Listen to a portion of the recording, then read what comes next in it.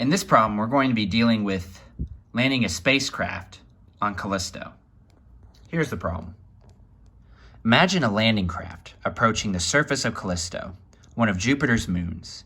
If the engine provides an upward force thrust of 3,048 newtons, the craft descends at a constant speed. If the engine provides only 2,057 newtons, the craft accelerates downward at 0.39 meters per second squared. Now, I split these three questions into parts, part A through C. They're not indicated by that on log kappa, but I figured to do that just for the sake of showing the problem. So in part A, I asked, what is the weight of the landing craft in the vicinity of Callisto's surface?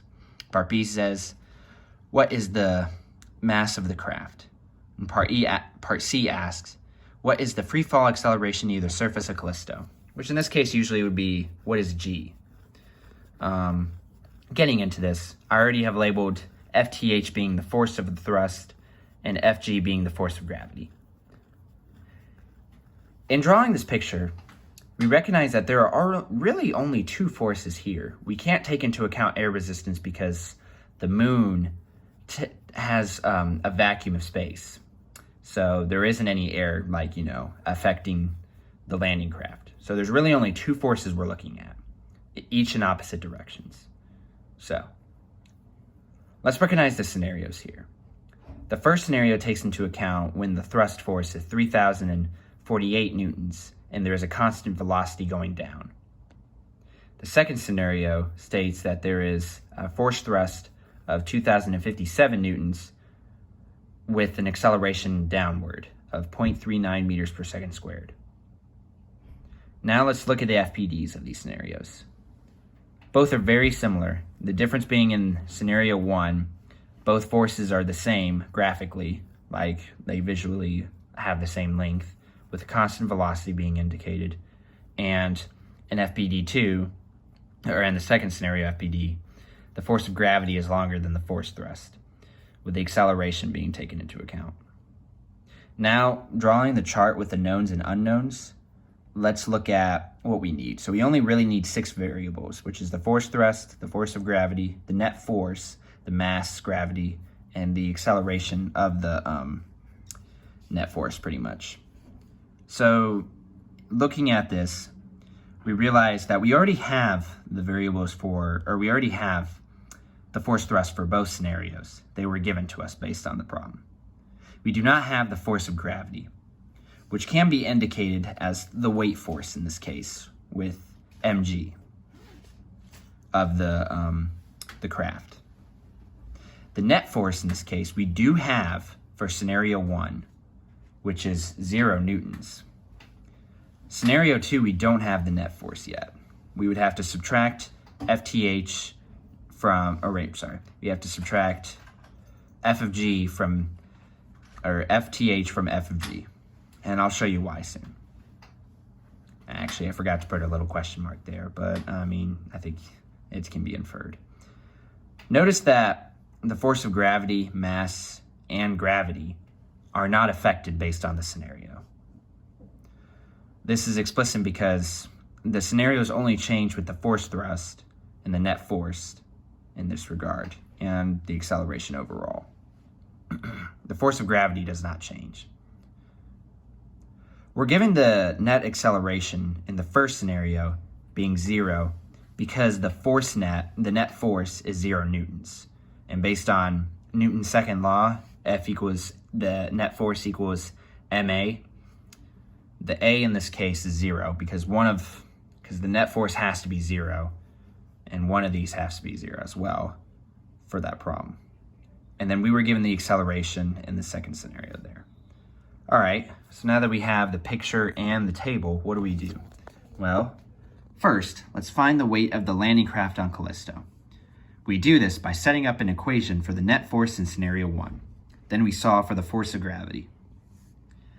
Second, let's find the mass of the craft. Use Newton's second law in the scenario 2 to solve for mass. Set the net force equal to Fg minus FTH, and then use algebra to find the mass.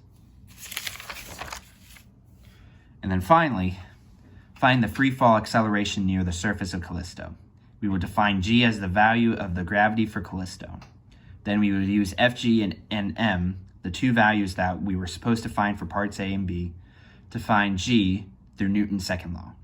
Okay, let's go to the first part. So we're only taking into account scenario 1. We know that the acceleration here is 0 meters per second squared. Therefore, the net force must also be 0 newtons. We can infer that the acceleration is 0 meters per second squared because there is a constant speed. So, with the summation of all the forces being taken into account, which is also known as the net force, we find that it is the thrust force minus the force of gravity. We do not know the force of gravity, but we know the other two. So we have 0 equals 3,048 minus Fg. We solve for Fg and we get 3,048 newtons. Okay, in part B, we have scenario 2. All right, and looking into this, we go first at the net force, which equals ma based according to Newton's second law. And then we also know that the net force is also equal to the force of gravity minus the thrust force. And why is it force of gravity minus the thrust force in this case? Well, we know the force of gravity is going to be bigger because it's accelerating downward. And we're trying to find the mass in this case. We cannot have a negative mass, and we know that is wrong.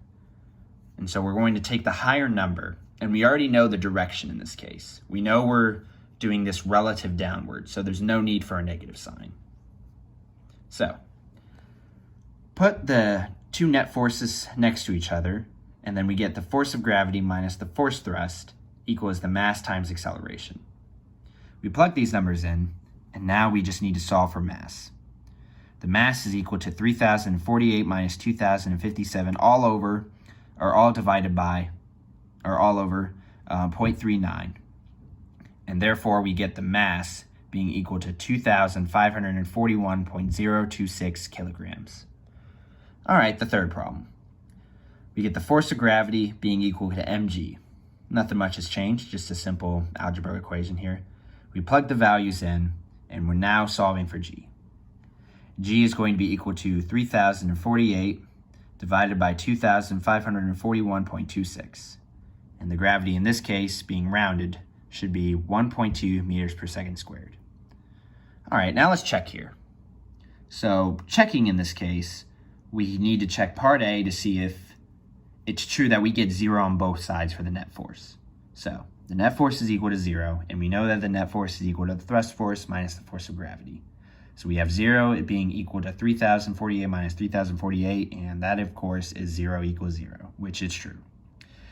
In part B, we take into account scenario 2. We solve the net force for the unknown value, or we solve the net force being equal to 991 newtons based on the difference between the force of gravity and the thrust force.